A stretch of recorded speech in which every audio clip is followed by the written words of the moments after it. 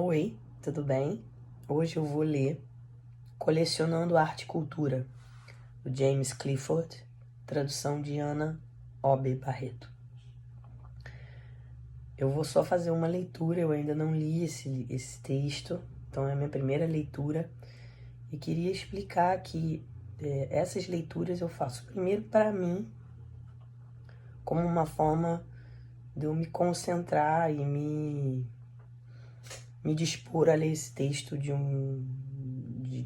forma na íntegra, sem minha cabeça ir para outros lugares, porque quando eu me comprometo em fazer a leitura, eu até o fim fico conectada ali, diferente de quando eu faço uma leitura em voz baixa, sozinha.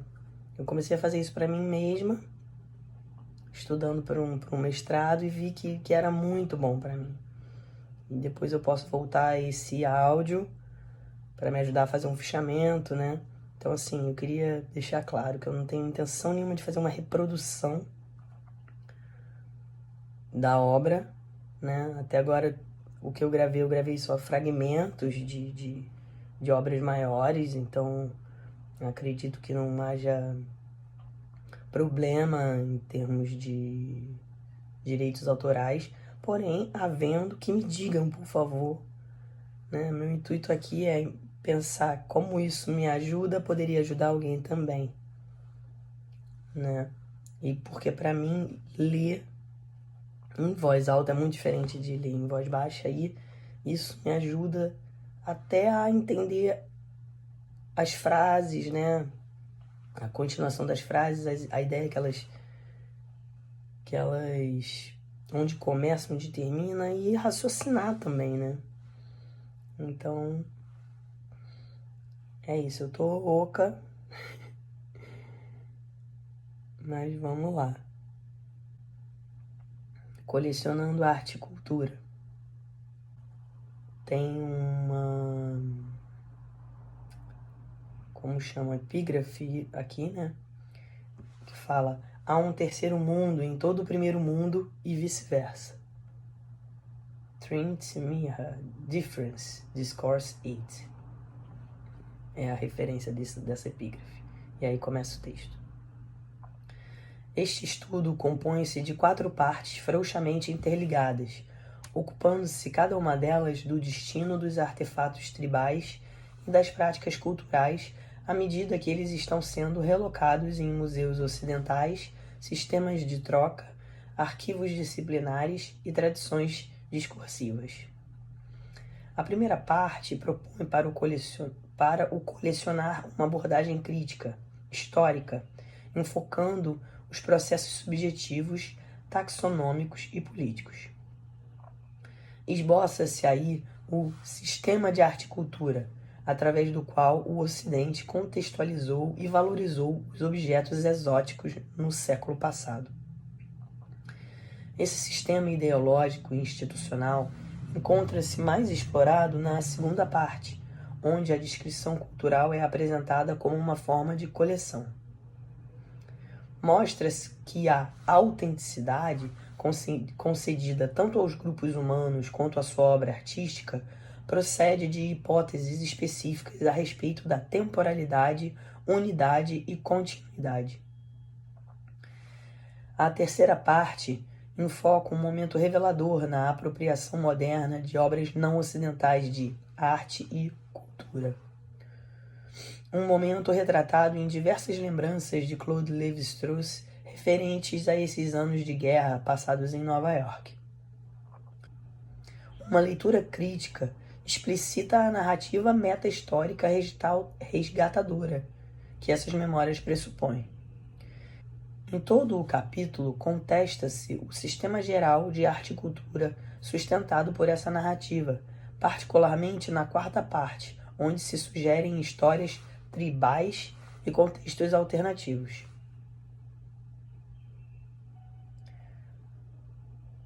Tem uma espécie de poema. É um poema. Coleções feitas por nós, é o título do poema. Ao entrar, você vai se deparar com um clima de castanholas de nozes, um chicote musical.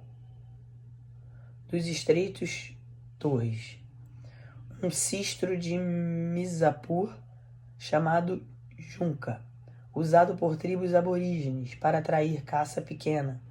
Nas noites escuras, cigarros de cule e máscara de Saga, o doutor diabo, as pálpebras trabalhadas com colares. Acaba o poema. O poema de James Fenton, O Museu de Pitt Rivers, Oxford, de onde foi tirada essa estrofe, redescobre na coleção etnográfica um lugar de fascinação. Para esse visitante, até as placas descritivas do museu parecem aumentar o assombro. Entre parênteses, atrair caça pequena nas noites escuras, fecha parênteses, e o medo. Fenton é um adulto criança explorando territórios de perigo e desejo, pois ser uma criança nessa coleção, parênteses, por favor, senhor, onde fica a mão seca? Fecha parênteses, e em aspas, provavelmente um fragmento de uma parte do poema. Vou voltar. Fenton é um adulto criança explorando territórios de perigo e desejo, pois ser uma criança nessa coleção é ignorar as sérias advertências acerca da evolução humana e da diversidade cultural colocadas no hall de entrada. É, ao invés disso, interessar-se pela garra de um condor, a mandíbula de um golfinho, o cabelo de um feiticeiro ou uma pena de gaio usada como amuleto em Buckinghamshire.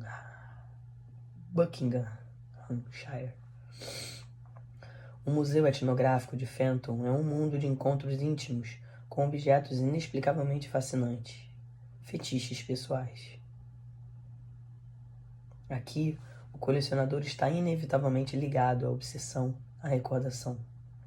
Os visitantes se deparam com a paisagem de sua infância assinalada, aqui nas caóticas pilhas de souvenirs, depósito do esquecido ou dificilmente possível. Essa parte é fragmento do poema. Vem mais uma parte de poema, que o título é Vá. Como um historiador de ideias ou um delinquente sexual, para a arte primitiva, como um semiólogo empoeirado equipado para desenredar os 7 componentes daquela maldição do feiticeiro ou a sintaxe dos dentes mutilados, vá, em grupos para rir das descobertas curiosas, mas não pise no reino das promessas, para você mesmo como uma criança entrando no bosque proibida do seu recreio solitário.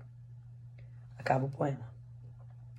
Não pise nessa zona proibida, preparada com as armadilhas da privacidade e da ficção, e o perigoso terceiro desejo, fecha aspas. Não enfrente esses objetos a não ser como curiosidades das quais se ri, como arte a ser admirada ou prova a ser compreendida cientificamente. O caminho proibido seguido por Fenton é uma trilha de fantasia demasiado íntima, que faz relembrar os sonhos da criança solitária, que lutava com as águias por causa das penas.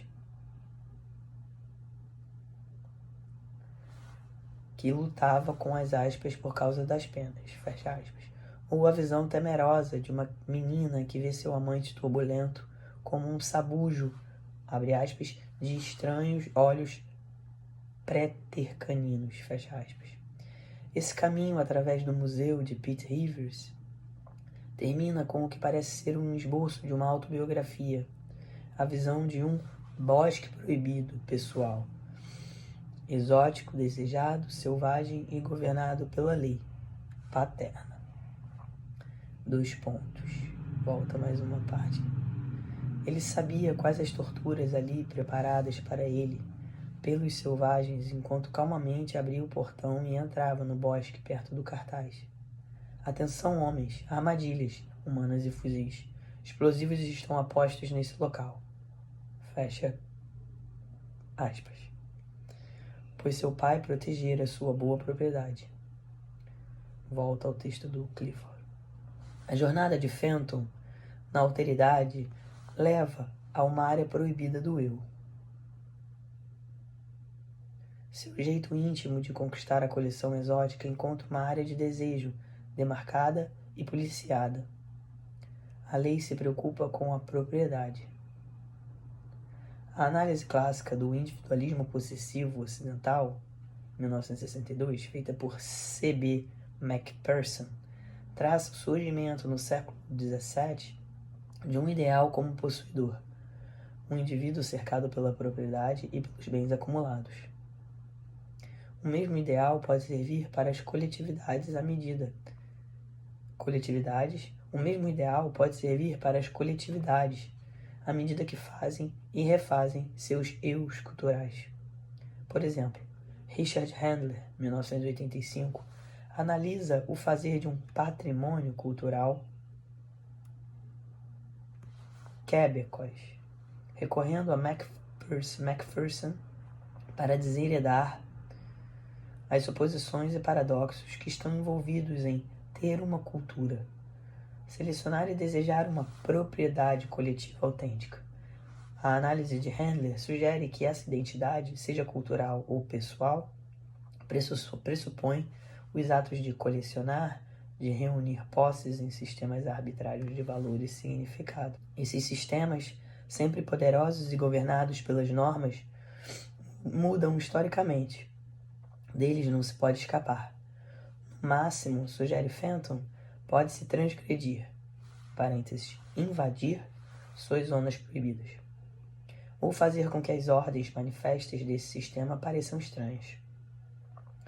Na análise sutilmente perversa de Handler, no sistema de retrospecção, aparece como uma taxonomia digna de uma enciclopédia chinesa de Borges. 1. Monumentos comemorativos. 2. Igrejas e capelas. 3. Fortes do regime francês. 4. Moinhos. 5. Cruzeiros de beira de estrada. 6. Inscrições e placas comemorativas. 7. Monumentos piedosos. 8. Velhas casas e solares. 9. Móveis antigos. 10. Les choses disparues. Na discussão de Handler, a coleção e preservação de um domínio de identidade autêntico não pode ser natural ou inocente. Está ligada à política da nação, à lei restritiva e aos códigos contestados do passado e do futuro. É provável que um certo ajuntamento em torno do eu e do grupo, a reunião de um mundo material e a demarcação de um domínio subjetivo que não seja o outro, seja universal. Todas essas coleções incluem hierarquias de valor, exclusões e territórios governados por regras do eu. Mas a noção de que essa reunião envolve a acumulação de posses, a ideia de que a identidade é uma espécie de riqueza de objetos, conhecimento, memórias, experiências, por certo não é universal. A acumulação individualista dos grandes homens melanésios não é possessiva no sentido de Macpherson, pois na Melanésia acumula-se não para manter os objetos como bens privados, mas para dá-los, para redistribuir. No Ocidente, entretanto, colecionar tem sido há muito uma estratégia para a distribuição de um eu, uma cultura e uma autenticidade possessivos. Muito interessante, né? Vou voltar aqui, esse parágrafo. É provável que um certo ajuntamento está entre aspas, em torno do eu e do grupo, a reunião de um mundo material, a demarcação de um domínio subjetivo que não seja o outro, seja universal. Todas essas coleções incluem hierarquias de valor, exclusões e territórios governados por regras do eu. Mas a noção de que essa reunião envolve a acumulação de posses, a ideia de que a identidade é uma espécie de riqueza, de objetos, conhecimento, memórias e experiência, por certo não é universal. A acumulação individualista dos grandes homens está entre aspas, melanésios não é possessiva no sentido de Macpherson, pois na Melanésia acumula-se não para manter os objetos como bens privados, mas para dá-los, para redistribuir. No Ocidente, entretanto, colecionar tem sido há muito uma estratégia para a distribuição de um eu, uma cultura e uma autenticidade possessivos. A essa luz, as coleções das crianças são reveladoras.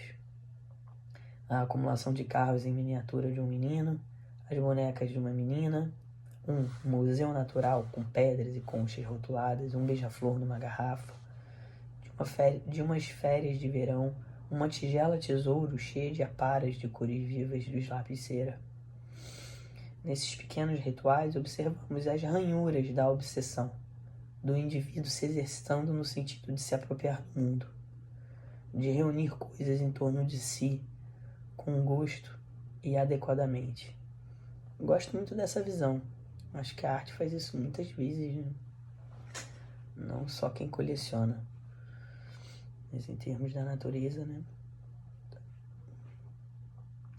As inclusões em todas as coleções refletem regras culturais mais amplas, de taxonomia racional, de gênero, de estética. As inclusões em todas as coleções refletem regras culturais mais amplas, de taxonomia racional, de gênero, de estética. Uma necessidade excessiva, às vezes até voraz, de ter, transforma-se em desejo governado por regras, significativo. Assim, o eu que deve possuir, mas não pode ter tudo, aprende a selecionar, ordenar, classificar em hierarquias, para fazer boas coleções. Me lembra, de novo, todo o inventário fixo nos enganará.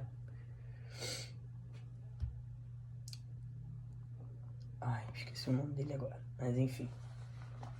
Se uma criança coleciona cópias de dinossauros ou bonecas, mais cedo ou mais tarde ela ou ele irá se animar a guardar o que possui numa prateleira ou numa caixa especial ou armar uma casa de bonecas.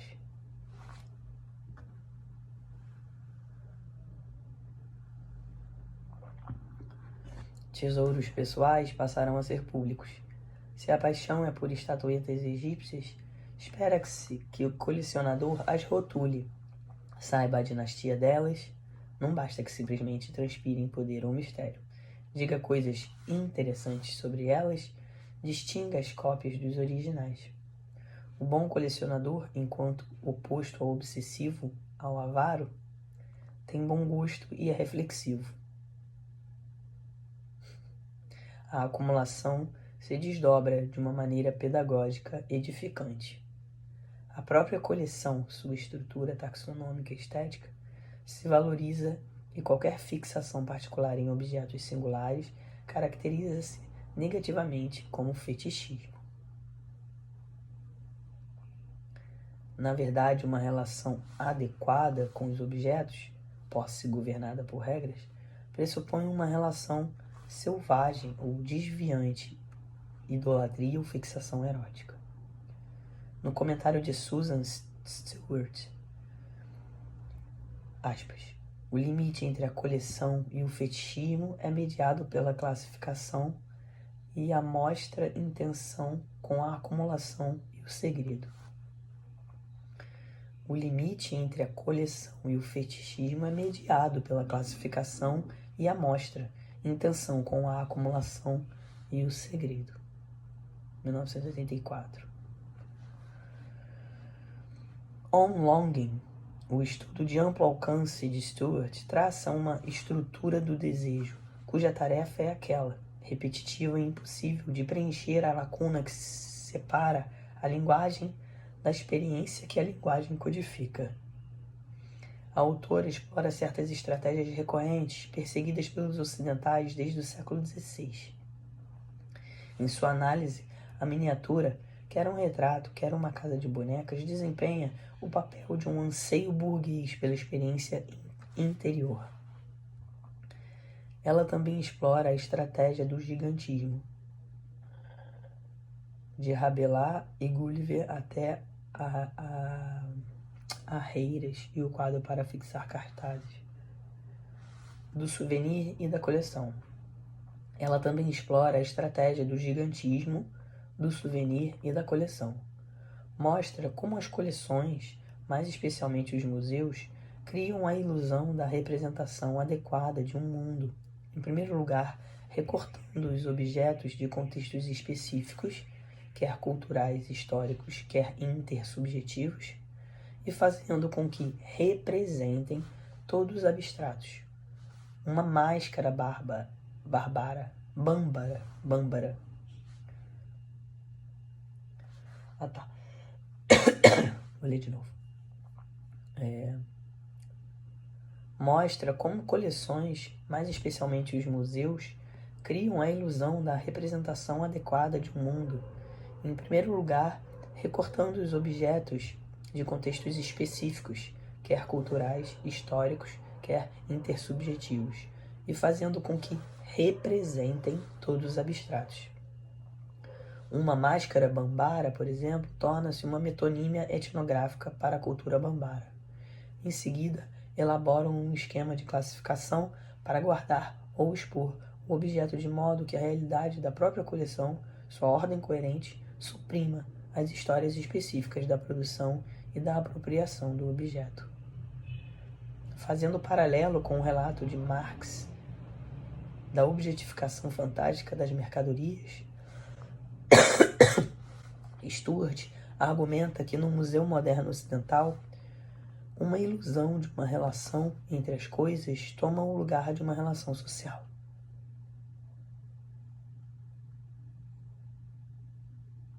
Fazendo paralelo com o relato de Marx da objetificação fantástica das mercadorias, Stuart argumenta que no Museu Moderno Ocidental, aspas, uma ilusão de uma relação entre as coisas toma o lugar de uma relação social, fecha aspas. O colecionador descobre, adquire, resgata objetos. O mundo objetivo é dado e não produzido, e assim as relações históricas de poder no trabalho de aquisição ficam ocultas.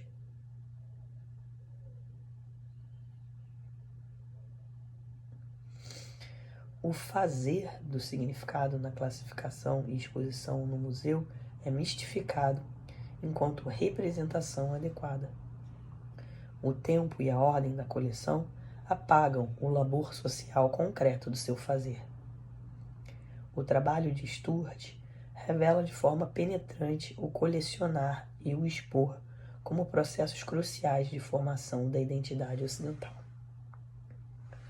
Os artefatos reunidos, quer eles encontrem o caminho dos armários de curiosidades, das salas de estar privadas, dos museus de etnografia, folclore ou do Museu de Belas Artes, funcionam num sistema de objetos capitalista em desenvolvimento. Baudrillard, 1968.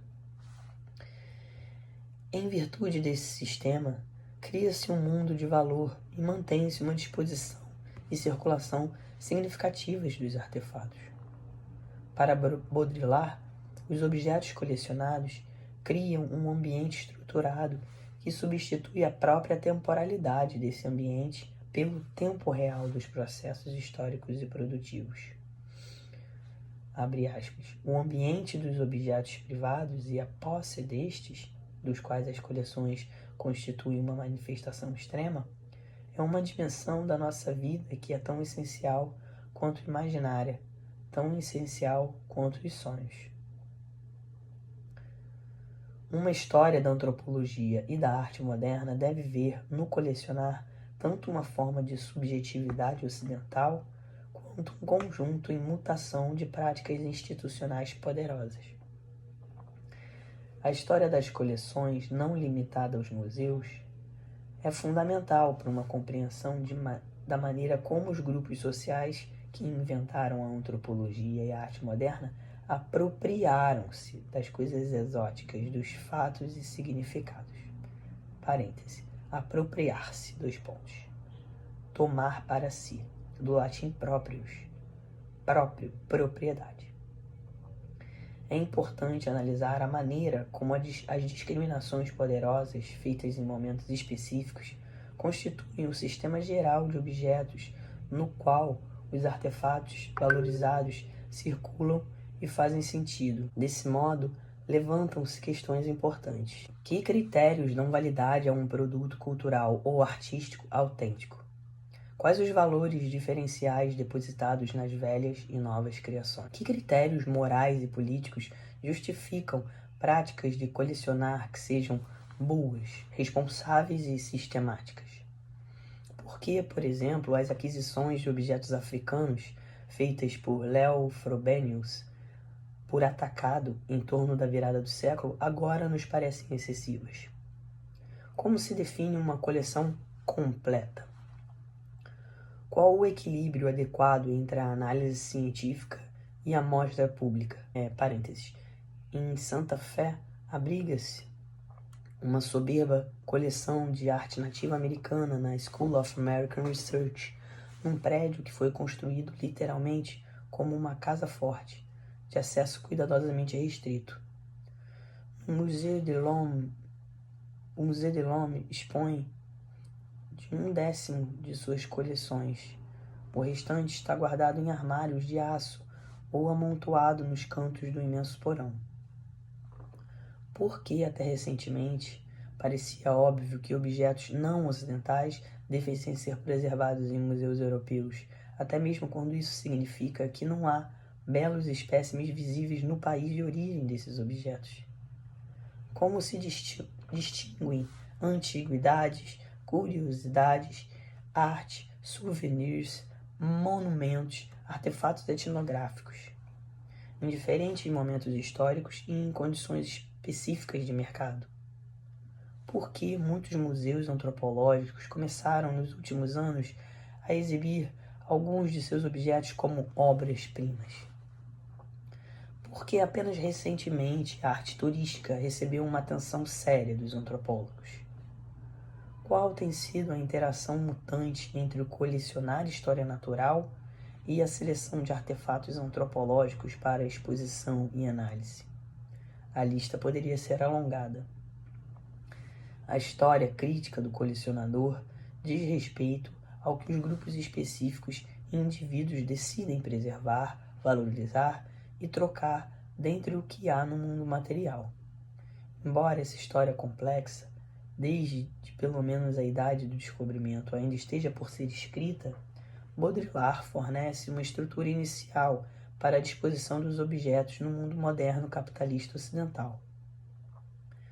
É axiomático em seu relato que todas as categorias de objetos significativos, incluindo aqueles demarcados como provas científicas e como grande arte, funcionam dentro de um sistema ramificado de símbolos e valores.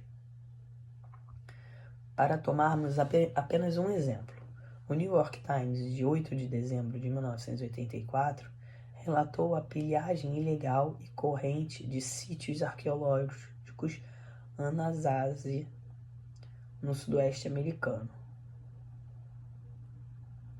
Os potes pintados e as urnas encontrados nas escavações em boas condições chegariam a $30 mil no mercado. Um outro artigo no mesmo número trazia uma fotografia de potes e vasos da Idade do Bronze, resgatados por arqueólogos de um barco fenício naufragado fora da costa da Turquia.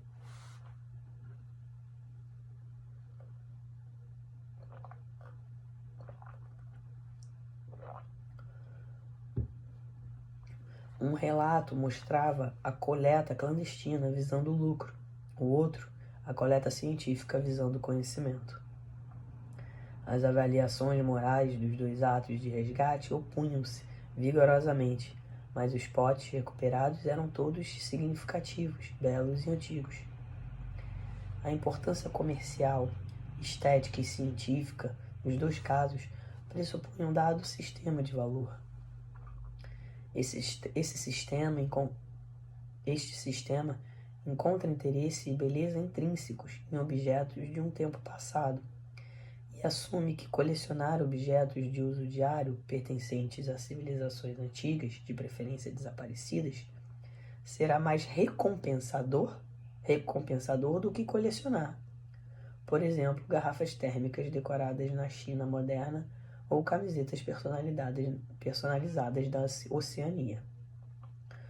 Objetos antigos são dotados de um senso de profundidade por parte de seus colecionadores de mentalidade histórica. A temporalidade é reificada e resgatada enquanto origem, beleza e conhecimento. Esse sistema arcaizante nem sempre dominou o colecionador no mundo ocidental. As curiosidades do Novo Mundo reunidas e apreciadas no século XVI não eram necessariamente valorizadas como antiguidades, produtos de civilizações primitivas ou passadas.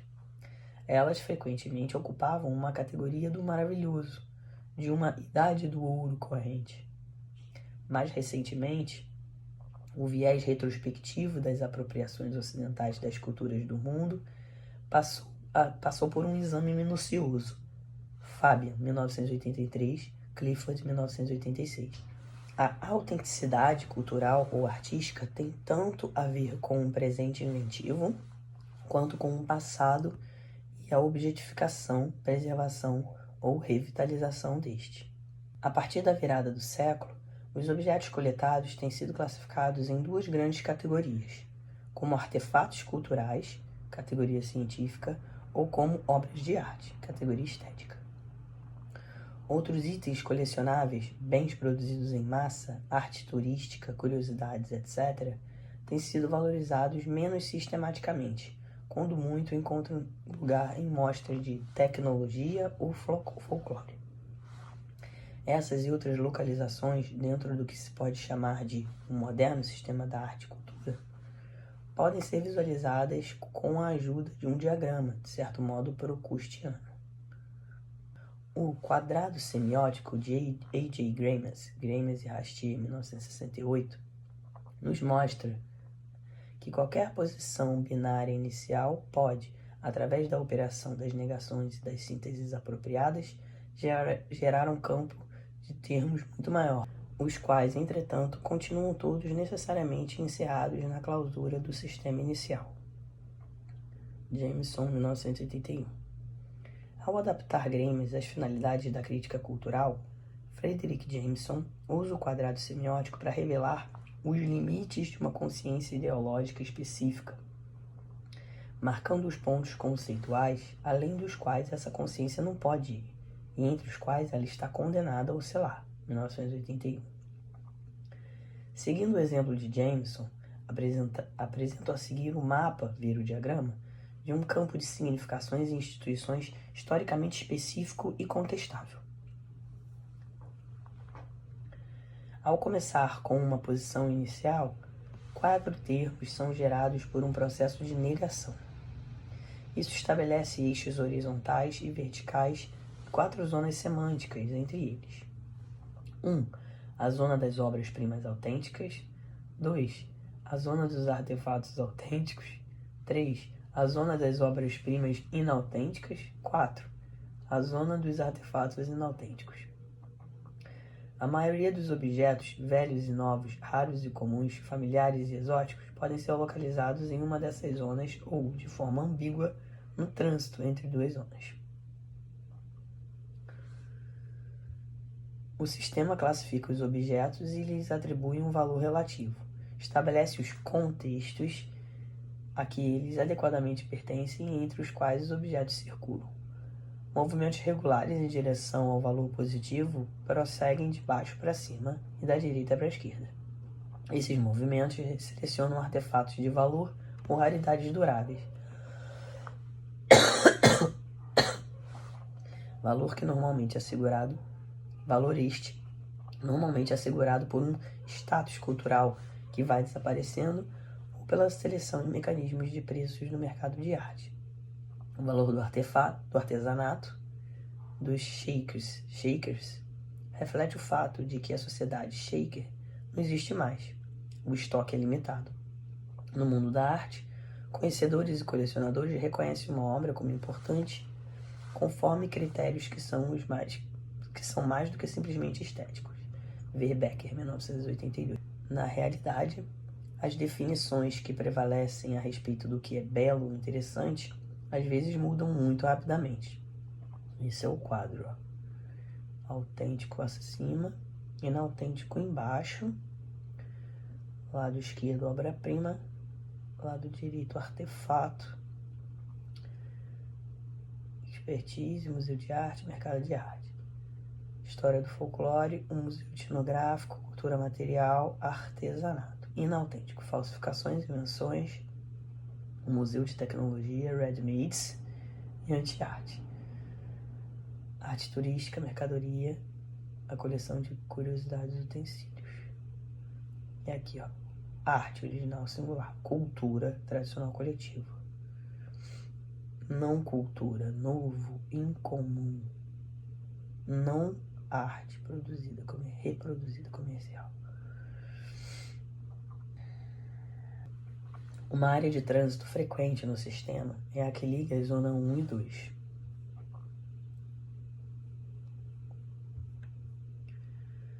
No correr desse caminho, os objetos se movimentam em duas direções. As coisas de valor cultural ou histórico podem ser promovidas ao status de belas artes. São numerosos os exemplos de movimento nessa direção, da cultura etnográfica para a bela arte. Os objetos tribais que se encontram em galerias de arte, a ala Rockefeller do Metropolitan Museum de Nova York, ou em qualquer outro lugar dispostos conforme protocolos formalistas ao invés de contextualistas, movimentam-se dessa maneira. O artesanato, as obras Shaker reunidas no Museu Whitney em 1986, a arte folclórica,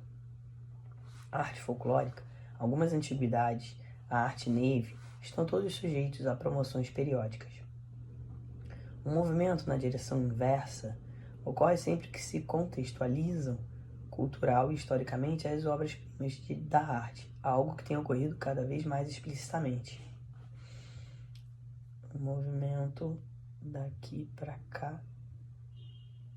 Não, daqui para cá é muito natural, né? Ele falou que daqui para cá também.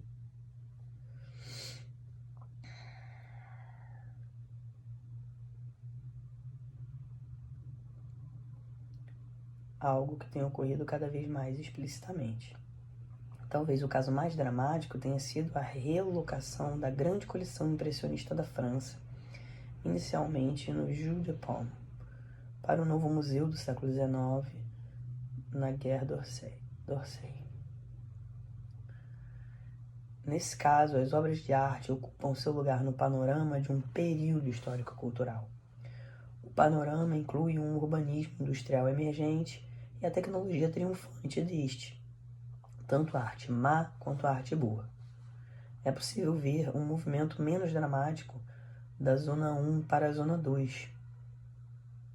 No processo da rotina, nas galerias de arte, onde os objetos tornam-se datados, de interesse menos como obras imediatamente poderosas do gênio do que como belos exemplos do estilo de um período. Vamos ver lá, da Zona 1 para a Zona 2. Datado, né? Menos dramático. Vamos voltar aqui para entender o que seria mais dramático, então. Aqui, ó. Talvez o caso mais dramático tenha sido a relocação da grande coleção impressionista da França, inicialmente no Jeu de Paume, para o Museu do século XIX, na Gare d'Orsay. Nesse caso, as obras de arte ocupam um lugar no panorama de um período. O panorama inclui um urbanismo industrial emergente e a tecnologia triunfante deste, tanto a arte má quanto a arte boa. A gente quer ouvir o movimento anterior que ele falou aqui, ó. Uma área de trânsito frequente no sistema é a que liga as zonas 1 e 2. No decorrer desse caminho, os objetos se movimentam em duas direções. As coisas de valor cultural ou histórico podem ser promovidas ao estado de belas artes. São numerosos os exemplos de movimento nessa direção. Da cultura etnográfica para a bela arte. Aqui está falando do 2 para 1. Os objetos tribais que se encontram em galerias de arte ou em qualquer outro lugar, dispostos conforme protocolos formalistas ao invés de contextualistas, movimentam-se dessa maneira. Entendi. O movimento na direção inversa ocorre sempre que contextualizam cultural historicamente as obras-primas de arte. Algo que devia ser feito sempre, né? ou ser feito naturalmente, enfim. Algo que tenha ocorrido cada vez mais explicitamente. Talvez o caso mais dramático tenha sido esse. Vamos ao menos dramático. É possível ver um movimento menos dramático da zona 1 para a zona 2, no processo da rotina das galerias de arte, onde os objetos tornam-se datados, de interesse menos como obras imediatamente poderosas do gênio do que como exemplos de um estilo de um período.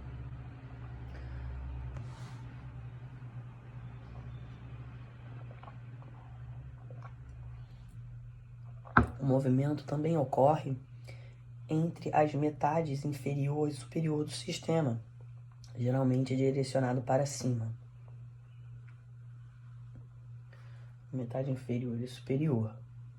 As mercadorias na zona 4 entram regularmente na zona 2, tornando-se peças raras de um período e, portanto, coletáveis, garrafas de Coca-Cola antigas de vidro verde. Muito do trabalho corrente não ocidental migra entre o status de arte turística e a estratégia criativa cultural artística. Vamos voltar aqui.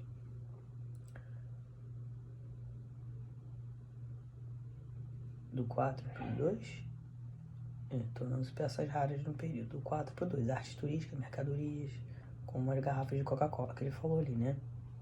Se tornando história e folclore, museu de cultura material, né? Do 4 para o 2. Algumas produções correntes de povos do terceiro mundo abandonaram inteiramente o estigma da inautenticidade comercial moderna.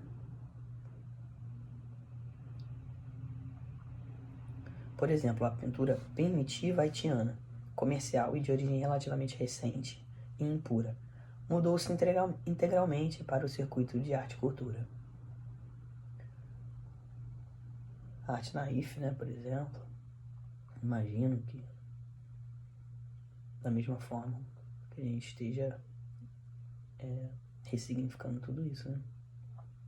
Significativamente, esse trabalho entrou no mercado de arte por associação com a Zona 2. Sim, talvez você passa para a Zona 2 para ir para a Zona 1. Vamos ver se é isso mesmo, que eu estou só pensando aqui. Significativamente, esse trabalho entrou no mercado de arte por associação com a Zona 2, tornando-se valorizado como um trabalho não simplesmente de artistas individuais, mas de haitianos. A pintura haitiana está cercada de associações especiais como a terra do voodoo, da magia e da negritude. Embora artistas específicos tenham se tornado conhecidos e valorizados, a aura de produção cultural liga-se muito mais a eles do que, digamos, a Picasso, a quem não se valoriza essencialmente como um artista espanhol. O mesmo se aplica, como veremos, ao caso de muitas obras recentes da arte tribal, seja do Sepic ou da costa americana do Noroeste. Esses trabalhos libertaram-se, em grande parte, da categoria de obras para turistas ou produtos a qual, por causa da modernidade desses trabalhos, foram relegados pelos turistas. Mas eles não podem mover-se diretamente para a Zona 1, um mercado de arte, sem carregar nuvens de cultura autêntica, tradicional. Não pode haver um movimento direto da Zona 4 para a Zona 1. Como eu pensei, né? Um trânsito ocasional ocorre entre as zonas 4 e 3. Vamos voltar lá. 4 e 3. Ocasional.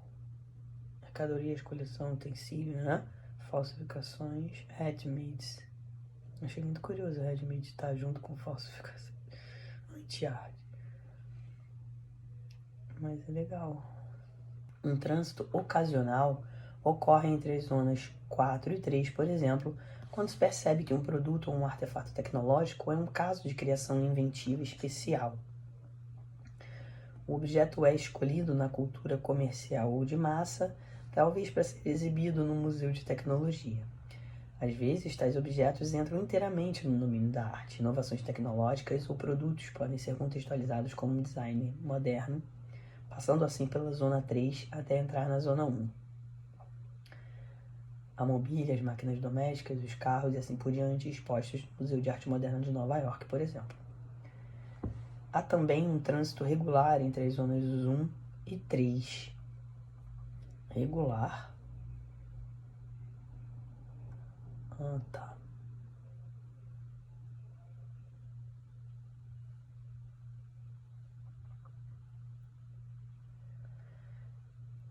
As contrafações da arte expostas são degradadas. Eu nunca ouvi falar em contrafações.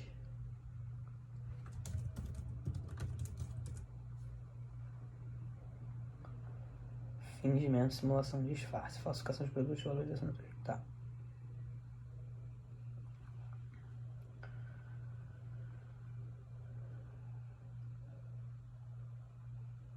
As contrafações de arte expostas são degradadas, preservando todavia algo de sua aura original. Inversamente, diversas formas de anti-arte e de arte que exibe sua falta de originalidade ou inautenticidade são colecionadas e valorizadas. A lata de sopa de Warhol, a foto de Thierry Levin, de uma foto de Walker Evans, o mictório, o porta-garrafas ou a pá de Duchamp. Os objetos na Zona 3 são todos potencialmente coletáveis dentro do domínio geral da arte. São incomuns, marcadamente distintos ou cuidadosamente separados da cultura. Uma vez apropriados pelo mundo da arte, como os handmaids de Duchamp, eles circulam dentro da Zona 1. O sistema de arte e cultura que diagramei exclui e marginaliza diversos contextos residuais e emergentes, para mencionar apenas um deles. As categorias de arte e cultura, tecnologia e commodities são fortemente seculares.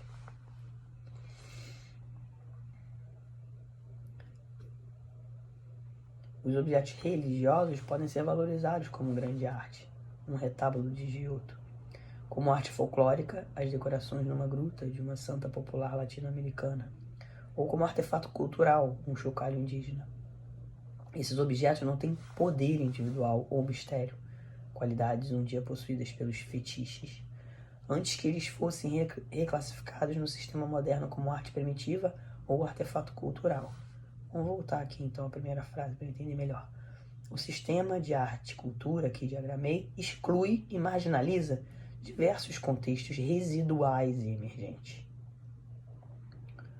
Para mencionar apenas um deles, as categorias de arte, cultura, tecnologia e commodities são fortemente seculares. Os objetos religiosos podem ser valorizados como grande arte, como arte folclórica ou como artefato cultural. Esses objetos não têm poder individual, mistério, qualidade de um dia possuídas pelos fetiches, antes que eles fossem reclassificados no sistema moderno como arte primitiva ou artefato cultural. Que valor, entretanto, se arranca de um retábulo quando este é retirado de uma igreja ainda em funcionamento ou quando a igreja começa a funcionar como museu? Seu poder específico ou sua sacralidade se transferem para o domínio estético geral. Conquanto os sistemas de arte do objeto e a antropologia sejam institucionalizados e poderosos, eles não são imutáveis. As categorias do belo, do cultural e do autêntico mudaram e estão mudando. Desse modo, é importante resistir à tendência das coleções de serem autossuficientes, de suprimirem seus próprios processos histórico, econômico e político de produção. Idealmente, a história da própria coleção e de sua exposição deve ser um aspecto visível de qualquer mostra. Sim. Concordo. É mostrar o processo, né, do museu, né? Igual mostrar uma arte, não fala sobre o processo. Foi falado que a Sala Boas de Artefatos da Costa Noroeste, no Museu de História Natural Americano, iria ser reformada e seu estilo de exposição seria modernizado. Aparentemente, ou assim se espera, abandonou-se o plano, pois essa sala arejada, datada, exibe não apenas uma coleção soberba, mas um momento da história das coleções. A circunstância precisa, através da qual certos objetos etnográficos repentinamente tornaram-se obras de arte universal, ficou clara na exposição amplamente promovida, feita em 1984 pelo Museu de Arte Moderna, O Primitivismo na Arte do século XX. Uma maior autoconsciência histórica na maneira de expor e ver os objetos não ocidentais pode fazer com que os modos como antropólogos, artistas e seus públicos se refazem e colecionam o mundo sejam ao menos sacudidos. Vamos ler de novo. Uma maior autoconsciência histórica na maneira de expor e ver os objetos não ocidentais pode fazer com que os modos como os antropólogos, artistas e seus públicos se refazem e colecionam o mundo sejam ao menos sacudidos e postos em movimento. Num nível mais íntimo, ao invés de apoderarmos-nos dos objetos apenas como signos culturais e ícones artísticos, podemos voltar a eles, como faz James Fenton, ao status que perderam como fetiches, não como espécimes de um fetichismo desviante ou exótico, mas como nossos próprios fetiches. Essa tática necessariamente pessoal concederia às coisas nas coleções o poder de fixar, em vez de simplesmente a capacidade de edificar ou informar. Eu amei. Os artefatos da África e da Oceania poderiam mais uma vez ser objects sauvages. Os artefatos da África e da Oceania poderiam mais uma vez ser objects sauvages, fonte de fascínio e com o poder de desconcertar. Vistos em sua resistência à classificação, eles poderiam nos fazer lembrar de nossa falta de autodomínio, dos artifícios que empregamos para reunir um mundo à nossa volta.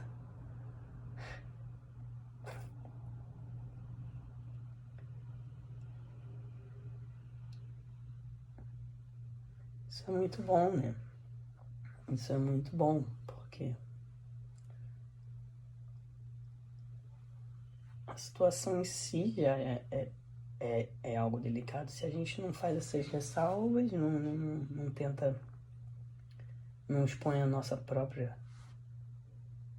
impossibilidade de alcançar o que aquilo realmente significa, aí a gente tá agindo errado, né? Eu acredito. Não que exista um certo absoluto, né? Mas é o mínimo. Colecionando Cultura, 21 de abril de 1932. Estamos acabando de completar uma cultura de um grupo montanhês aqui nas Torres Shellis mais baixas. Completar uma cultura? Tá com itálico, então não é o Clifford. Eles não têm nome e ainda não decidimos como chamá-los. São um povo que revela muitas coisas em alguns pontos, fornecendo um conceito básico final do qual derivam todas as maldições dos irmãos da mãe e as imprecações das irmãs do pai.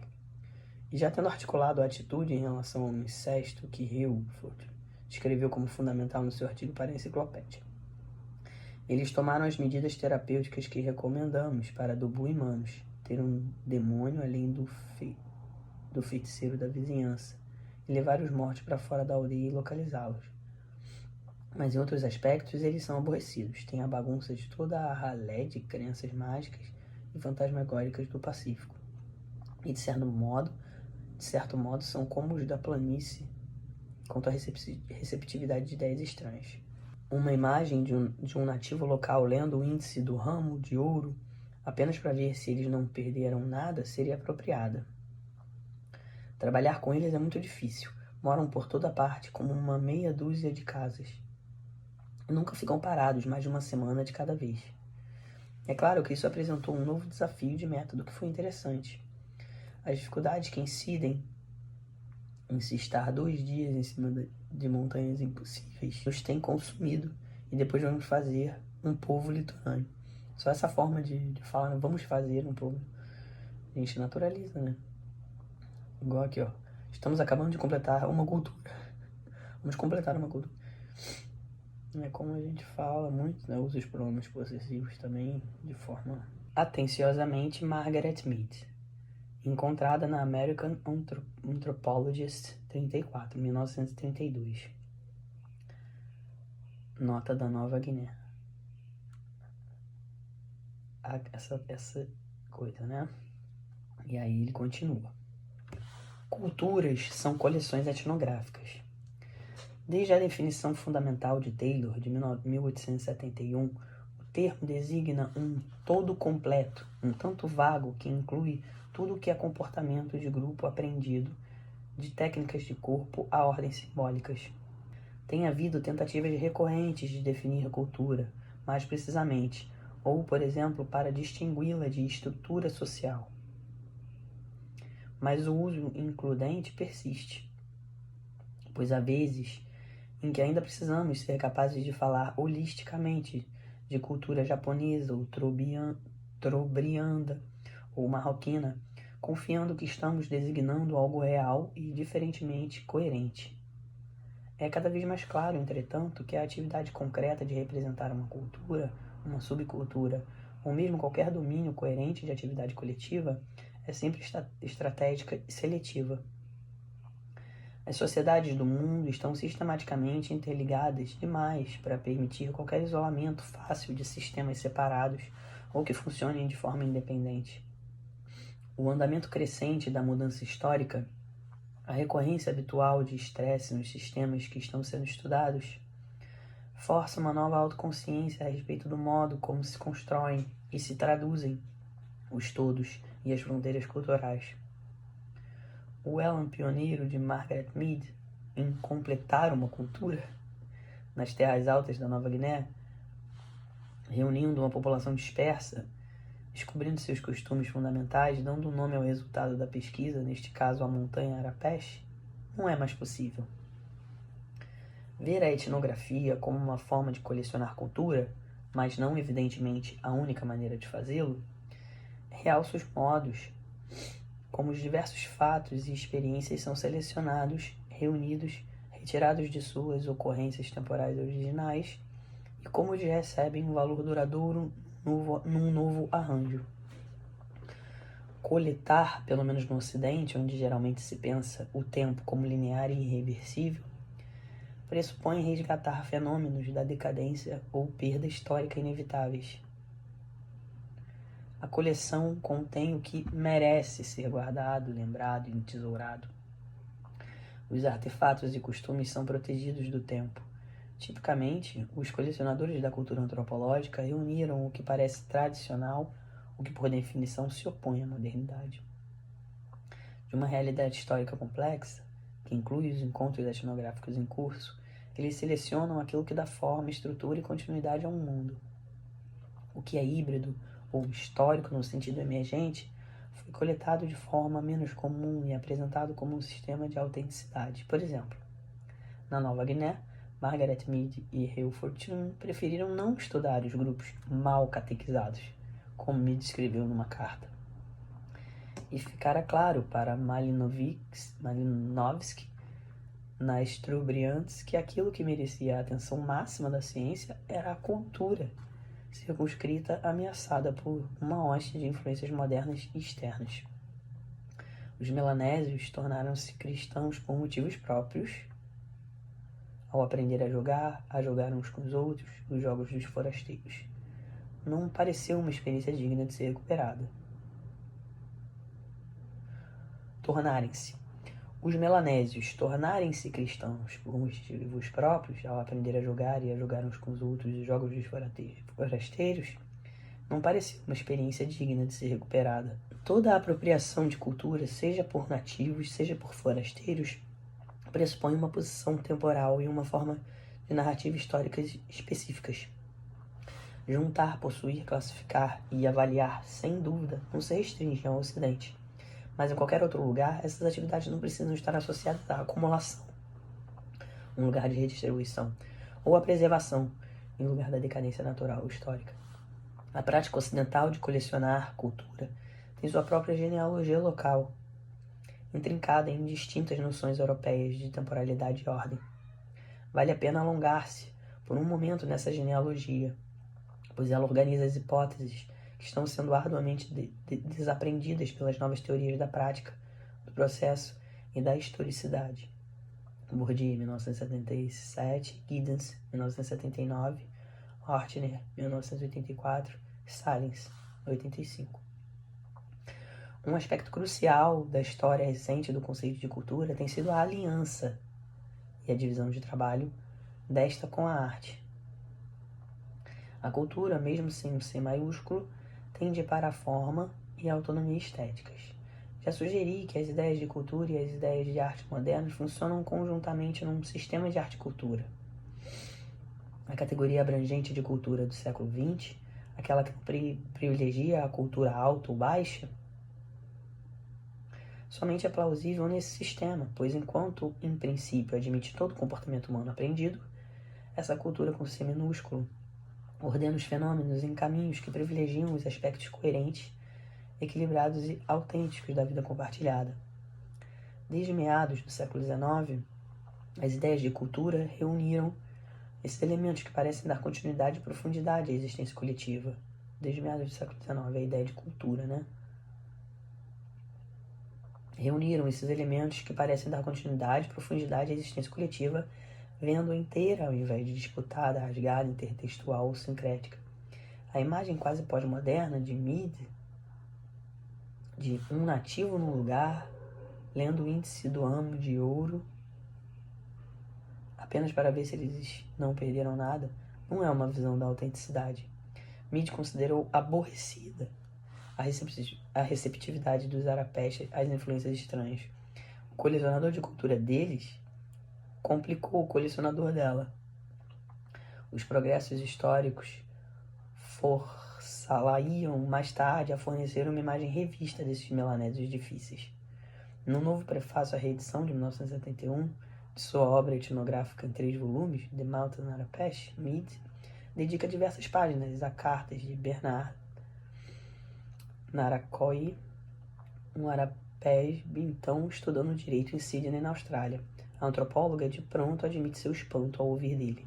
Como foi aquilo de dizer que os arapés, um povo que aprendera tão levemente qualquer forma de estilo coletivo, deveriam ter avançado mais do que qualquer indivíduo entre os manus, que haviam entrado como um grupo no mundo moderno nos anos que se situavam entre o nosso primeiro estudo deles, em 1928, e o início desse estudo em 1953. Ela continua explicando que Narakob, juntamente com outros homens arapés que estudavam na Austrália, havia mudado de um período da cultura humana para outro enquanto indivíduos. Os arapés eram menos estritamente ligados a uma cultura coerente do que os manus. Narakob escreve, no entanto, como membro de sua tribo, falando com orgulho dos valores e realizações de seu clã. Ele usa o nome arapés com parcimônia. Ele articula a possibilidade de uma nova identidade cultural multiterritorial. Percebo agora que posso me sentir orgulhoso de minha tribo e, ao mesmo tempo, percebo que pertenço não apenas a Papua Nova Guiné, uma nação por vir a ser, mas à comunidade mundial em geral. Essa maneira moderna de ser arapés não está prefigurada na imagem inicial de Mead de um nativo engenhoso passando as páginas do ramo de ouro.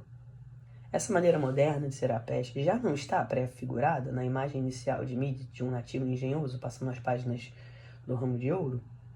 Por que esse comportamento deveria ser marginalizado ou classificado como individual pela colecionadora de cultura antropológica?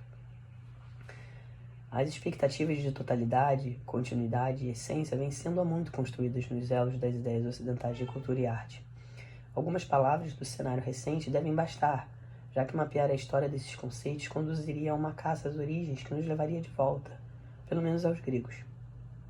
Raymond Williams fornece um ponto inicial situado no início do século XIX, um momento de ruptura histórica e social sem precedentes. Em Culture and Society, 1958, e Keywords, 1983, e em outros lugares, Williams traçou um desenvolvimento paralelo no uso das palavras arte e cultura, com as respostas complexas à industrialização, ao espectro da sociedade de massa, ao conflito social e à mudança acelerados. Tem uma nota. Deixa eu ver o que dá na nota. Embora a análise de Williams se limite à Inglaterra, o padrão geral se aplica a qualquer outra parte da Europa, onde o ritmo de modernização foi diferente ou onde foram usados outros termos. Na França, por exemplo, as palavras civilisation ou paradoxheim, société, substituem cultura. O que está em questão são as avaliações qualitativas da vida coletiva. Não quero que as notas sejam assim no final, porque é muito chato. E voltar, já não lembro onde eu tô.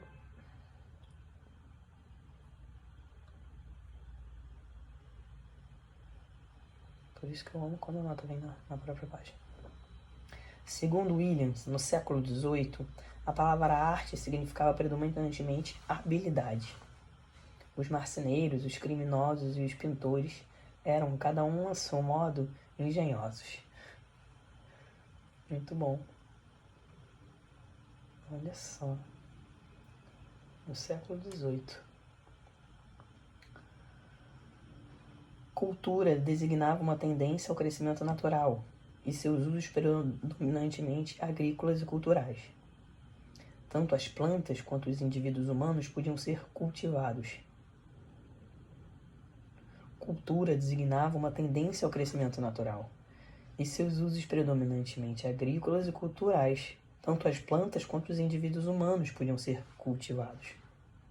Outros significados também presentes no século XVIII não continuaram a predominar no século XIX. Eu amei isso. Eu vou usar isso como referência, com certeza. Não sabia. Os outros significados também presentes no século XVIII não continuaram a predominar no século XIX. Por volta da segunda década do século XIX, a arte designava progressivamente um domínio especial de criatividade, espontaneidade e pureza, um reino de sensibilidade refinada e de gênio expressivo. Questão do gênio aí, né? Sempre falam sobre isso. Realmente parece ser um ponto sempre a se analisar, né? A partir dessa época. O artista era posto à parte da sociedade, frequentemente contra ela, quer fosse do povo ou burguês. O termo cultura seguia um curso paralelo, vindo a significar aquilo que era mais elevado, sensível, essencial e precioso, mais incomum na sociedade. O artista... Vou voltar aqui, preciso voltar porque esse é um resumo muito importante. Outros significados, também presentes no século XVIII, não continuaram a predominar no século XIX. Por volta da segunda década do século XIX, a arte designava progressivamente um domínio especial de criatividade, espontaneidade e pureza, um reino de sensibilidade refinada e de gênio expressivo. O artista era posto à parte da sociedade, frequentemente contra ela, quer fosse do povo ou burguês. O termo cultura seguia um curso paralelo, vindo a significar aquilo que era mais elevado, sensível, essencial e precioso, mais incomum na sociedade. O termo cultura nessa época. Como a arte, a cultura tornou-se uma categoria geral. Williams chama de um último tribunal de apelação contra as ameaças de vulgaridade e nivelamento. Existia em oposição essencial à anarquia percebida. Depois de 1800, a arte e a cultura emergiram como domínios do valor humano, que se reforçam mutuamente. Estratégias para reunir, marcar, proteger as melhores e mais interessantes criações do homem, com letra maiúscula. No século XX, as categorias passaram por uma série de outros desdobramentos. A definição plural antropológica de cultura, com o C em caixa baixa e a possibilidade de um S no final, culturas, né? emergia como uma alternativa liberal a classificações racistas da diversidade humana.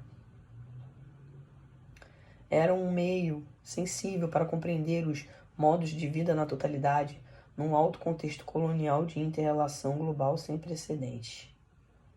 No século XX, as categorias passaram por uma série de outros desdobramentos. A definição plural antropológica de cultura, com sem caixa baixa e com a possibilidade de um S no final, emergia como uma alternativa liberal a classificações racistas da diversidade humana. Era um meio sensível para compreender os modos de vida na totalidade num alto contexto colonial de inter-relação global sem precedentes. A cultura, em sua riqueza evolutiva integral e sua autenticidade, anteriormente reservadas para as melhores criações da Europa moderna, podiam agora estender-se a todas as populações do mundo. Na visão antropológica de geração de boas, as culturas tinham o mesmo valor. Na visão antropológica da geração de boas, as culturas tinham o mesmo valor. Em sua nova pluralidade, entretanto, as definições do século XIX não sofreram uma transformação por completo. Se tornaram menos elitistas, as distinções entre alta e baixa cultura se apagaram, e menos eurocêntricas, parênteses, toda a sociedade humana era integralmente cultural, fecha parênteses, ainda assim um certo corpo de hipóteses foi trazido das definições mais antigas. George Stocking, 1968, mostra as interrelações complexas do humanista do século XIX com as definições antropológicas de cultura emergente. Ele afirma que a antropologia deve tanto a Matthew Arnold quanto a seu pai fundador, E.B. Taylor. Na realidade, grande parte da visão corporificada em Culture and Anarchy transferiu-se diretamente para a antropologia relativista. Uma poderosa estrutura de sentimento continua a ver a cultura onde quer que se encontre como um corpo coerente que vive e morre. Vou voltar um pouquinho para eu entender melhor essa parte aqui. Na realidade, grande parte da visão corporificada em Culture and Anarchy transferiu-se diretamente para a antropologia relativista. Bom, vou voltar um pouquinho mais. George Stocking mostra as interrelações complexas do humanista do século XIX com as definições antropológicas de cultura emergente. Ele afirma que a antropologia deve tanto a Matthew Arnold quanto a seu pai fundador, E.B. Taylor. Na realidade, grande parte da visão corporificada em Culture and Anarchy transferiu-se diretamente para a antropologia relativista. Uma poderosa estrutura de sentimento continua a ver a cultura onde quer que se encontre como um corpo coerente que vive e morre. A cultura é duradoura, tradicional, estrutural, ao invés de contingente, sincrética e histórica. A cultura é um processo de ordenação e não de ruptura. Ela muda e se desenvolve como um organismo vivo. A cultura normalmente não sobrevive a alterações abruptas. No início do século XX, enquanto a cultura se estendia a todas as sociedades em funcionamento do mundo, um número crescente de objetos exóticos, primitivos ou arcaicos começaram a ser vistos como arte.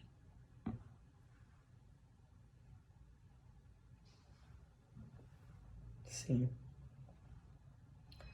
Eles se igualavam em valor estético e moral às maiores obras-primas ocidentais. Em meados do século, a nova atitude em relação à arte primitiva havia sido aceita por um grande número de europeus e americanos educados. Realmente, do ponto de vista dos últimos anos do século XX, torna-se claro que os conceitos paralelos de arte e cultura de fato compreendem e incorporam com sucesso, conquanto temporariamente, uma pletora de artefatos e costumes não ocidentais, o que foi conseguido através de duas estratégias.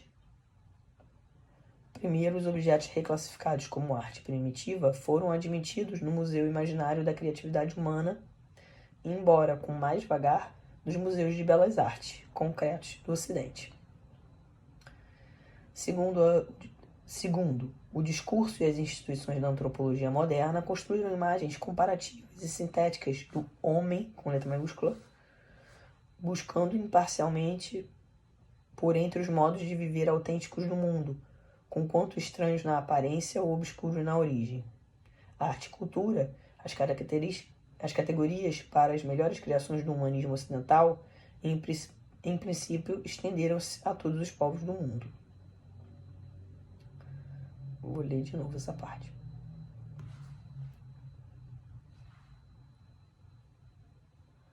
Vou ler de novo. Esses parágrafos são muito importantes.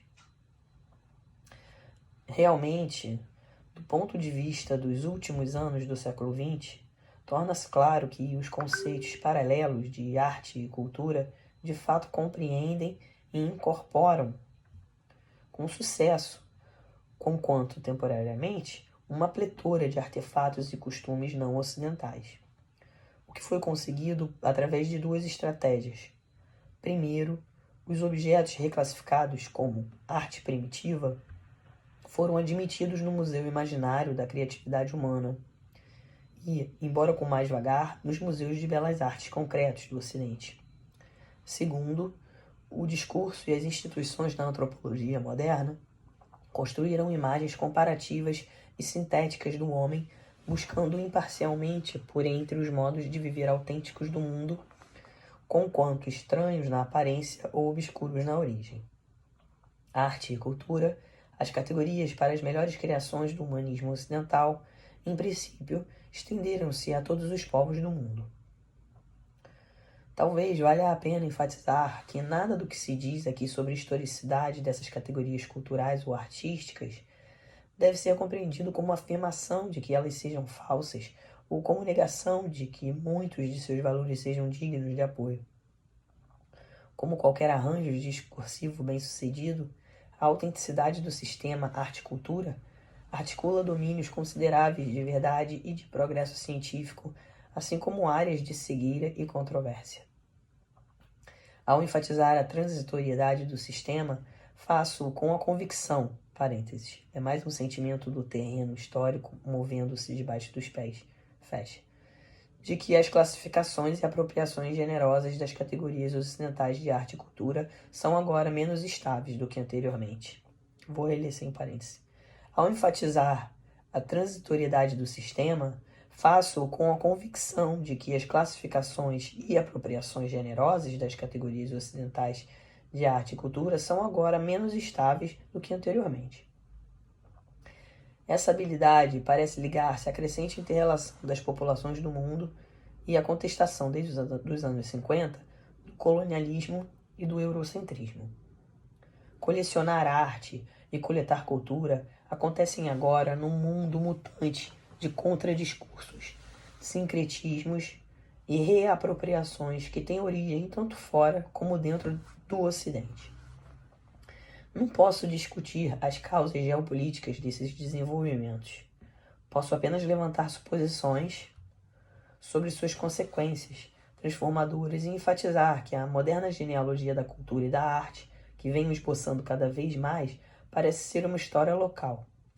Cultura e arte não podem mais simplesmente ser estendidas a povos e coisas não ocidentais. Elas podem, na pior das hipóteses, ser impostas, na melhor, traduzidas. Operações tanto histórica quanto politicamente contingentes. Antes de examinar alguns dos desafios correntes aos modos de coleção e autenticação do Ocidente, talvez seja importante que eu retrate a forma de colecionar arte e cultura ainda dominante num ambiente mais limitado e concreto. As hipóteses históricas subjacentes ao sistema tornar-se-ão, desse modo, inevitáveis. Pois, se colecionar no Ocidente resgata coisas do tempo que não se repete, qual é a direção presumível desse tempo?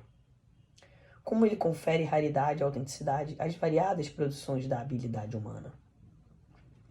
Colecionar pressupõe uma história. Uma história ocorre num cronótipo. Cronótipo, entre aspas. Que diacho é cronótipo? Cronótopo.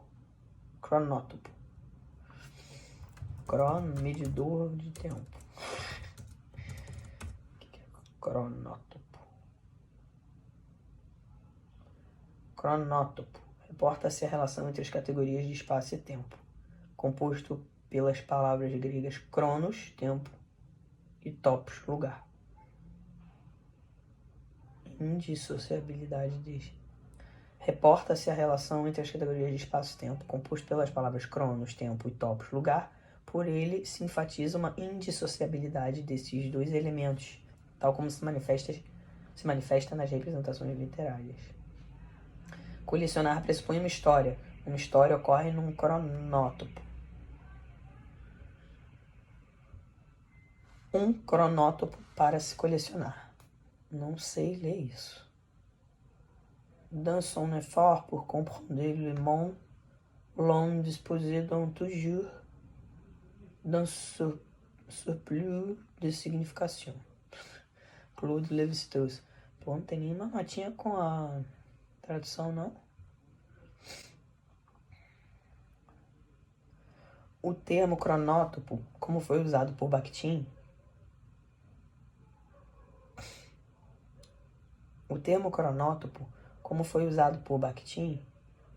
denota uma configuração dos indicadores espaciais e temporais num cenário ficcional onde e quando certas atividades de história e histórias acontecem. As recordações precisas e nostálgicas de Claude Lévi-Strauss de Nova York durante a Segunda Guerra Mundial podem servir como um cronótopo para colecionar arte moderna e cultura. O cenário é elaborado num ensaio cujo título em francês New York Post et Préfiguratif, 1983.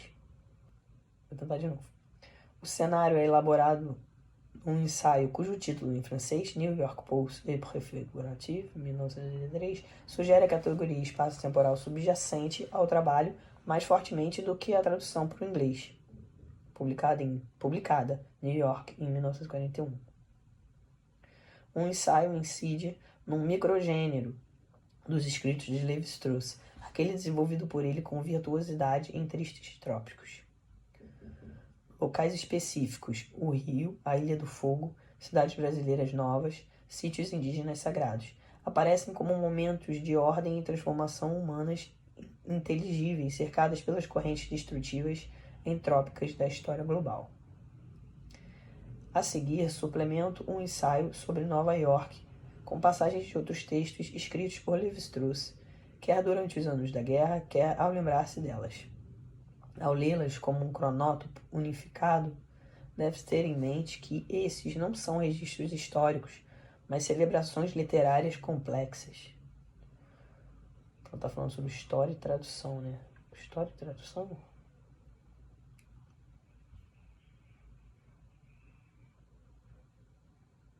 Cultura e arte não podem mais simplesmente ser estendidas a povos. Elas podem, na pior das hipóteses, ser impostas e, na melhor, traduzidas.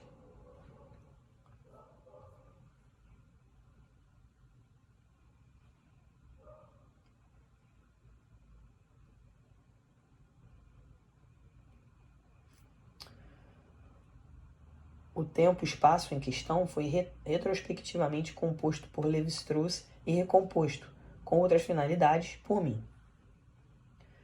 Refugiado em Nova York durante a Segunda Guerra Mundial, um antropólogo ficou desnorteado e encantado com uma paisagem de justaposições inesperadas. Uma luz mágica banha suas recordações desses anos seminais, durante os quais concebeu a antropologia estrutural. Quem poderia resistir? Aí é o Claude Lévi-Strauss, né? Quem poderia resistir? Aí vai começar. As performances que durante horas acompanhávamos atentamente na ópera chinesa, sob o primeiro arco da Brooklyn Bridge, onde uma companhia que há muito viera da China tinha muitos adeptos. Todo dia, do meio da tarde até depois da meia-noite, um grupo perpetuava as tradições da ópera chinesa clássica. Eu também me sentia voltar atrás no tempo quando seguia para o trabalho todas as manhãs, na sala americana da Biblioteca Pública de Nova York. Lá, sob suas arcadas neoclássicas e entre as paredes forradas de velho carvalho, eu me sentava perto de um indiano, com um turbante, com uma pena e uma jaqueta de pele de gamo e contas, que tomava notas com uma caneta Parker. No modo de conta. Aí Acabou Levi-Strauss, volta o Clifford. No modo de contar de Levi-Strauss, a Nova York de 1941 é o sonho de um antropólogo, uma vasta seleção de cultura e história humanas.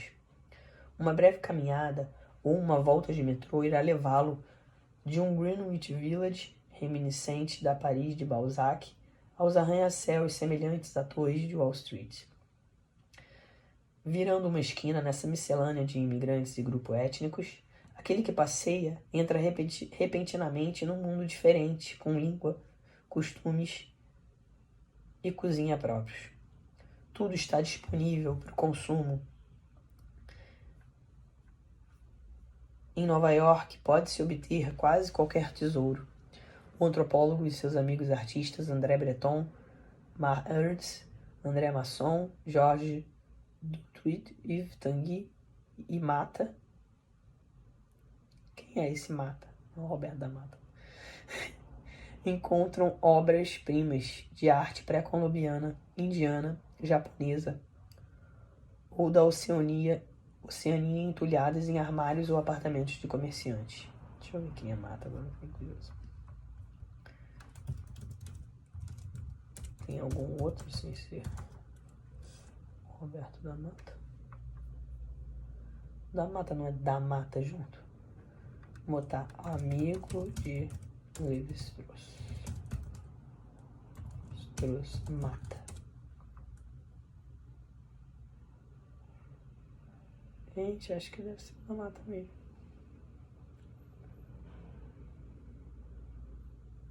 Em Paris me dizia, é o da Mata mesmo.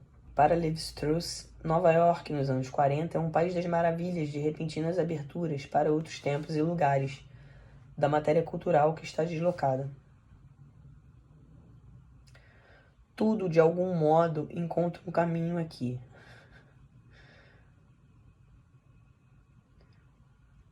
Para Levi-Strauss, Nova York, nos anos 40, é um país das maravilhas de repentinas aberturas para outros tempos e lugares da matéria cultural que está deslocada. Trecho do Levi-Strauss. Nova York, e essa é a fonte de seu encanto e seu fascínio peculiar, era então uma cidade onde qualquer coisa parecia possível. Como o tecido urbano, o tecido social e cultural estava crivado de buracos. Como o tecido urbano, o tecido social e cultural estava crivado de buracos. Tudo o que você tinha a fazer era escolher um e escapulir para dentro dele, se, como Alice, você quisesse chegar ao outro lado do espelho e encontrar mundos tão encantadores que pareciam irreais. Volta o Clifford. O antropólogo Flaner está encantado, assombrado, mas também perturbado com o caos de possibilidades simultâneas. Essa Nova York tem alguma coisa em comum com o mercado de pulgas da Dada surrealista no início do século, mas com uma diferença. Seus objets troubles não são apenas motivos para devaneios. Isso eles são, sem dúvida, mas são também sinais de mundos que vão desaparecendo. Alguns são tesouros, obras de grande arte. Flaner.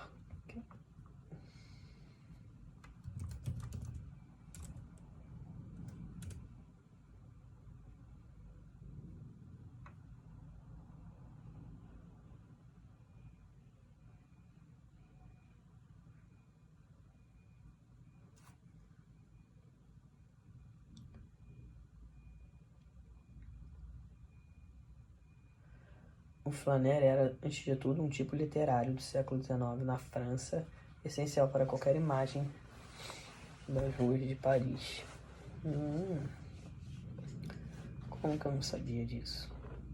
Le Flaner. Tá.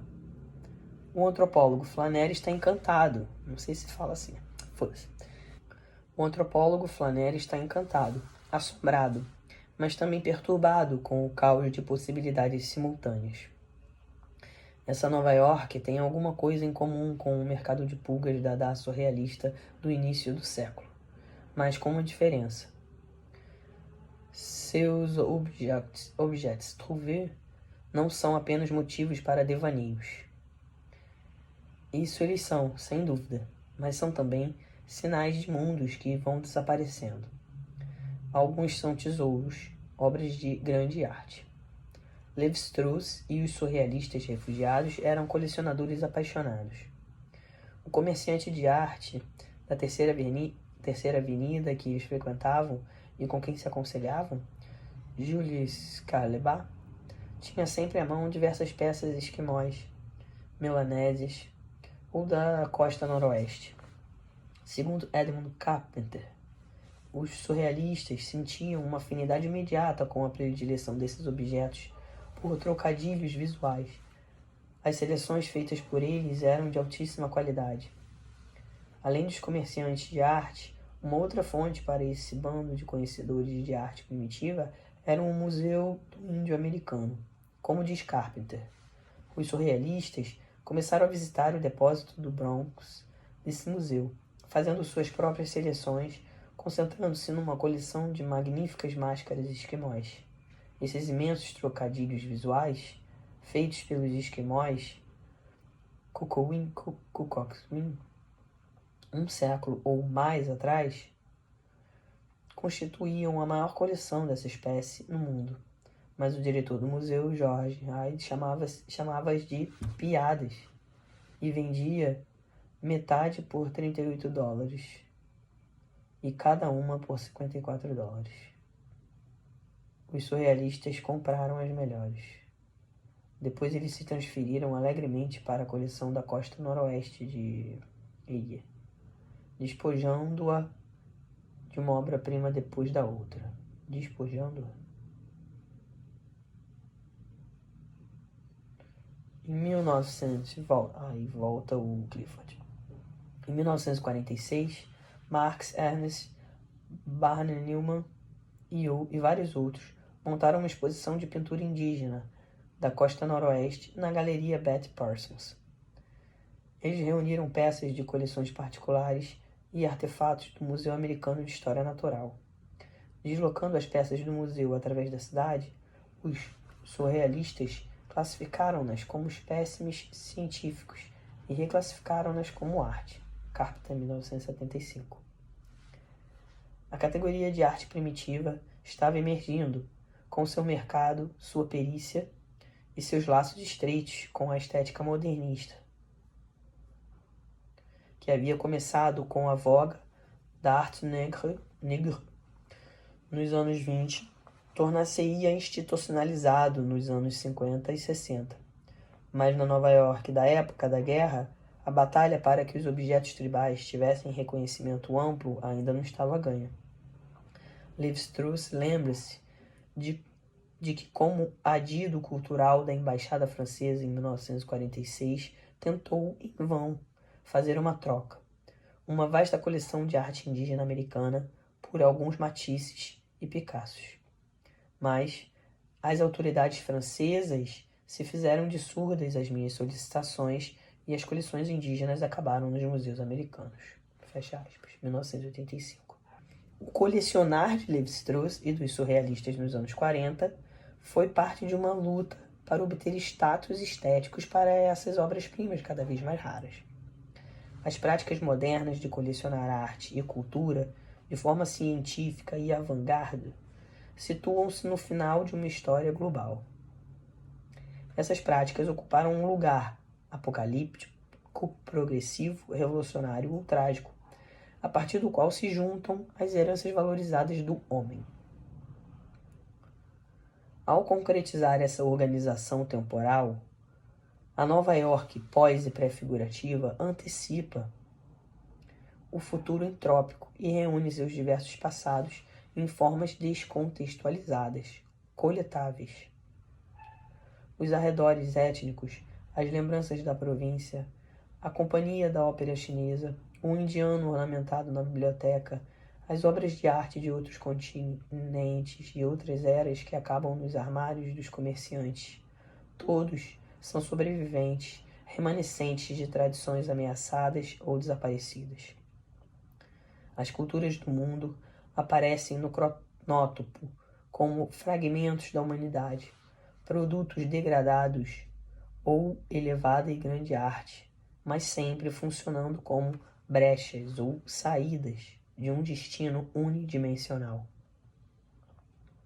Em Nova York, uma miscelânea da humanidade foi tragada num lugar e num tempo únicos e vertiginosos, para ser então apreendida simultaneamente em toda a sua diversidade preciosa e sua uniformidade emergente.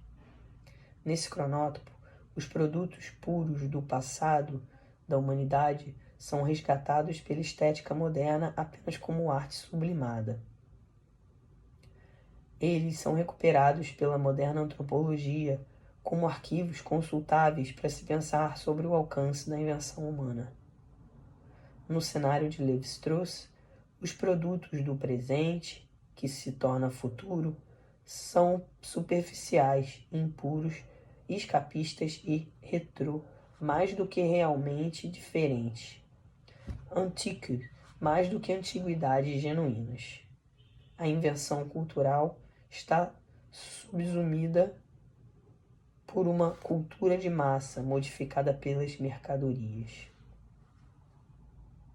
O cronótipo de Nova York sustenta uma alegoria global de fragmentação e ruína. Alegoria global de fragmentação e ruína.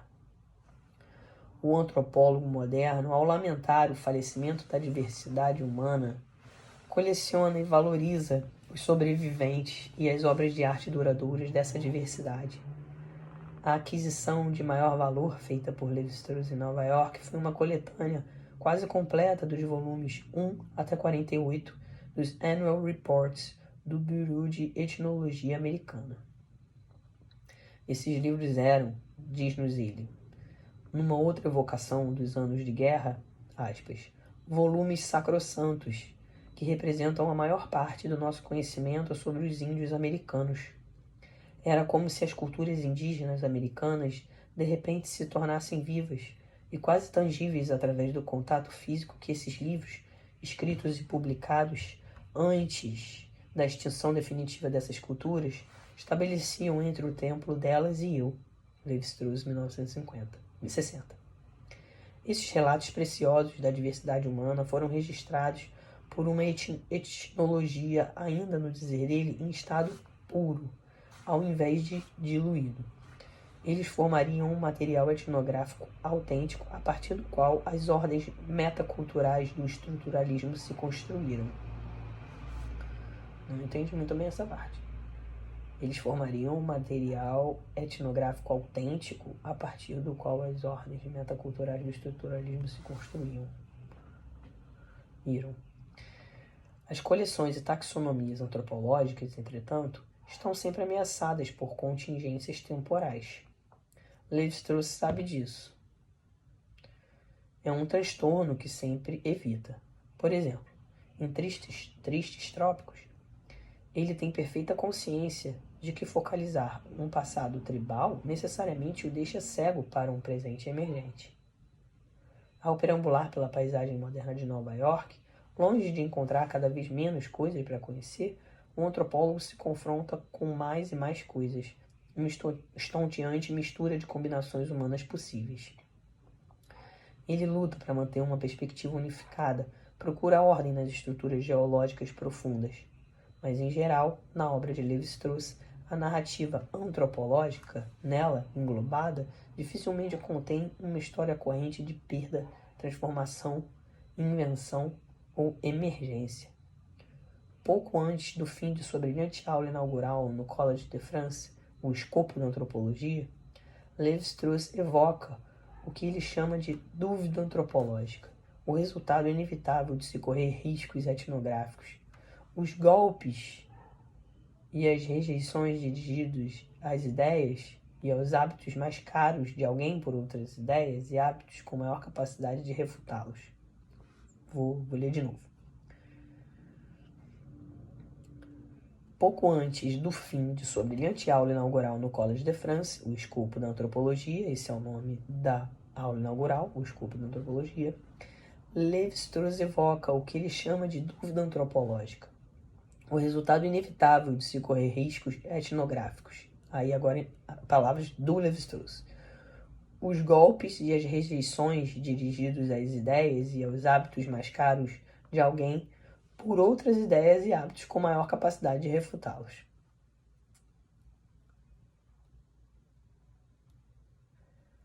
A dúvida antropológica, né? É eterna dúvida antropológica. Como eu, dentro de uma cultura, vou analisar, vou fazer qualquer coisa em relação a outra, né? Ele se recorda enternecido de um visitante Quaicut, recebido em Nova York por Franz Boas, petrificado com os viciados e restaurantes automáticos da Times Square, e se pergunta se a antropologia não pode ser condenada a percepções igualmente bizarras das sociedades e histórias distantes que procura aprender. Sim. Nova York talvez fosse o único verdadeiro trabalho de campo de Levi-Strauss, uma vez que ao menos ele permaneceu bastante tempo e dominou a língua local. Alguns aspectos do lugar, como o Quaicut de Boas, continuaram a encantar e assombrar seu ato antropológico de colecionar cultura. Mas há um nativo em Nova York que se situa com especial desconforto no cronótipo de 1941. É ele um indiano ornamentado e com a caneta Parker em seu trabalho na biblioteca pública. Para Levi-Strauss, o indiano está primordialmente associado ao passado, às sociedades extintas registradas nos preciosos Annual Reports do Bureau de Etnologia americano. O antropólogo se sente voltando atrás do tempo, 1985. Na Nova York moderna, um indiano só pode aparecer como um sobrevivente ou uma espécie de paródia incongruente. Uma outra visão histórica poderia ter posicionado de modo diferente os dois estudiosos na biblioteca. A década imediatamente precedente à chegada de Levi-Strauss a Nova York vira uma reviravolta dramática nas políticas federais.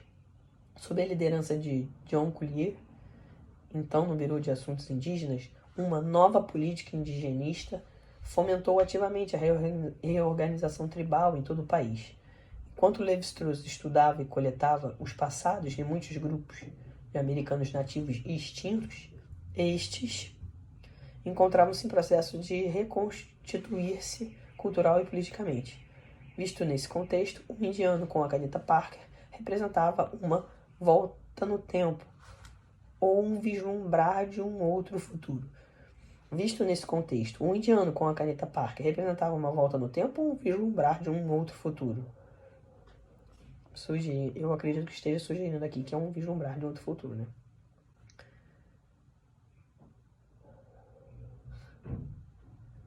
Essa é uma história diferente. Outras apropriações. Para contar essas histórias locais de sobrevivência e emergência da cultura, precisamos resistir aos hábitos da mente e sistemas de autenticidade arraigados em nós. Precisamos suspeitar de uma tendência quase automática de relegarmos os povos e os objetos não ocidentais aos passados de uma humanidade cada vez mais homogênea. Alguns exemplos da invenção e da contestação correntes podem sugerir cronótipos diferentes para o ato de colecionar arte e cultura. Anne Vitar Fardouli, curadora do Museu de l'Homme, publicou um relato sensível dos discursos estéticos, históricos e culturais rotineiramente usados para explicar os objetos de museu individuais. Ela discute uma famosa pele de animal intrincadamente pintada, provavelmente originária dos índios Fox da América do Norte. A pele apareceu nos sistemas de coleta ocidentais há algum tempo numa vitrine de curiosidades. Foi usada na educação de crianças aristocratas e muito admirada pelas qualidades estéticas. Vitar Fardouli nos conta que agora a pele pode ser decodificada etnograficamente em termos de seus estilos gráficos masculino e feminino combinados e compreendida no contexto de um provável papel em cerimônias específicas. Mas os contextos significativos não se exauriram. A história toma um novo curso. Aí é um texto itálico, de Vitar Fardouli, né? O neto de um dos índios que veio a Paris com o Buffalo Bill estava procurando a túnica, a pele pintada. que seu avô tinha sido forçado a vender para pagar a viagem de volta para os Estados Unidos quando o circo faliu. Eu lhe mostrei todas as túnicas de nossa coleção e ele parou diante de uma delas. Controlando a emoção, o índio falou. Contou qual o significado desse cacho de cabelo, daquele desenho, por que essa cor tinha sido usada, qual o significado daquela pena. Essa veste, inicialmente bela e interessante, mas passiva e indiferente, pouco a pouco tornou-se significativa, testemunho ativo de um momento vivo pela mediação de alguém que não observou e analisou, mas que viveu o objeto, e para quem o objeto viveu.